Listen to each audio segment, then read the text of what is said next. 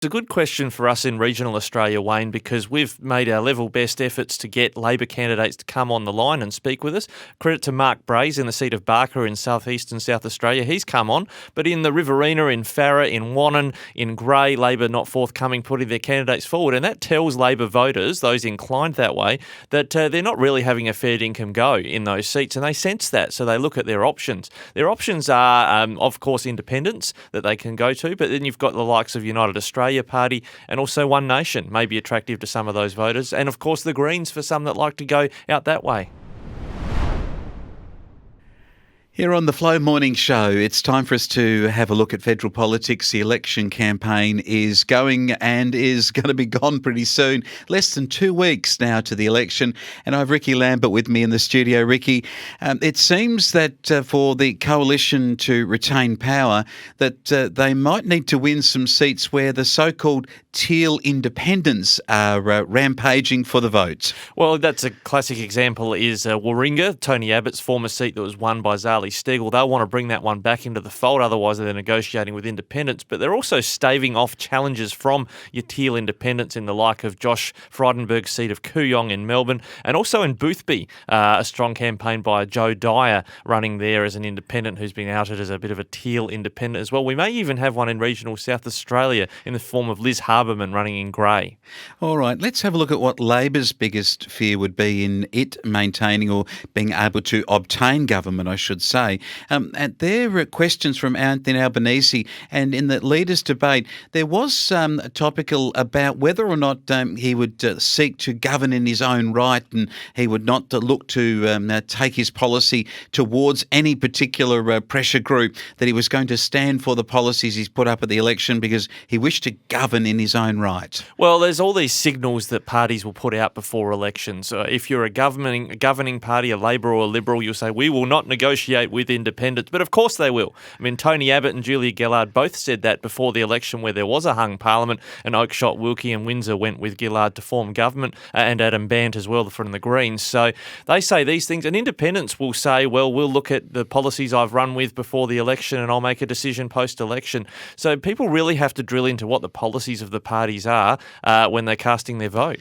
Okay, so for some that are undecided and maybe have been a rusted-on Labor voter but don't really feel like Anthony Albanese's for them, where might they go? Because quite often they just simply won't go across to Liberal. Is there another option for disenfranchised Labor voters other than the Greens? Well, it's a good question for us in regional Australia, Wayne, because we've made our level best efforts to get Labor candidates to come on the line and speak with us.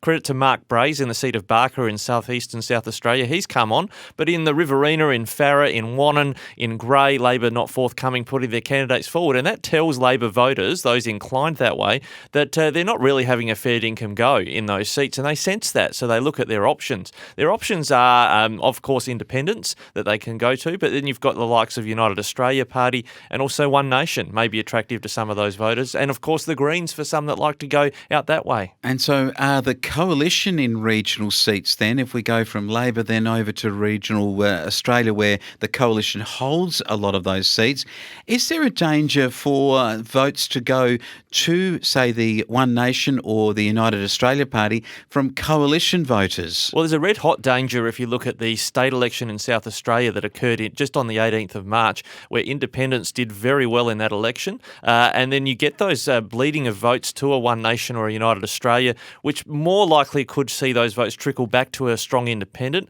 or in seats where now we've got 8 or 9 candidates, which is almost a record in some seats in regional Victoria, South Australia and New South Wales, that could create a cascading outcome where one of those could potentially get over the line, say, Shooters, Fishers and Farmers in Riverina perhaps against Michael McCormack, who's also not been forthcoming for an interview. Okay, let's then look at one final point. We've got lobby groups that are conservative in nature. They're actually campaigning against some Liberals. The Australian Christian Lobby is one of those, and they're quite concerned about the wokeness of many of the Liberals and are looking to say, well, we're not going to support those seats and actively campaign against Liberals in those seats, which is a new move from the Christian Lobby, which seems to have occurred in state elections recently. Well, it's feeding into something of a civil war within the Liberal Party because where they're campaigning against Liberals is in in inner city seats where the Liberal is, Trent Zimmerman in Sydney, for instance, is leaning on the left side of politics, and they want to blast those kind of MPs out, even if it means they've got to support Labor knocking that person out, so that the next time the seat is up for grabs in pre-selection, you might get a more conservative nominee, like a Catherine Deves, in that seat the next time around. Okay, we're now just under 2 weeks out. Who do you think's winning the leadership campaigns, the leadership debates at the moment? Well, you've got to say, I've got to say Scott Morrison, purely because Anthony Albanese has had the absolute blowtorch applied to him. I know Scott Morrison held the blowtorch up when he was welding and got ridiculed for that, but it's almost like all the ridicule of Morrison got out of the way early in the campaign, and Albanese has really been under the microscope and hasn't performed terribly well. So if I was to go purely on the performance and the leadership shown by the leaders, I think Morrison's ahead. Okay, maybe Anthony Albanese needs to brush up on remembering the 6 points to his own disability package. I think that might go down as perhaps one of the more poorer efforts. But overall, it's a very interesting campaign. We're going to continue to follow it through here on our morning show.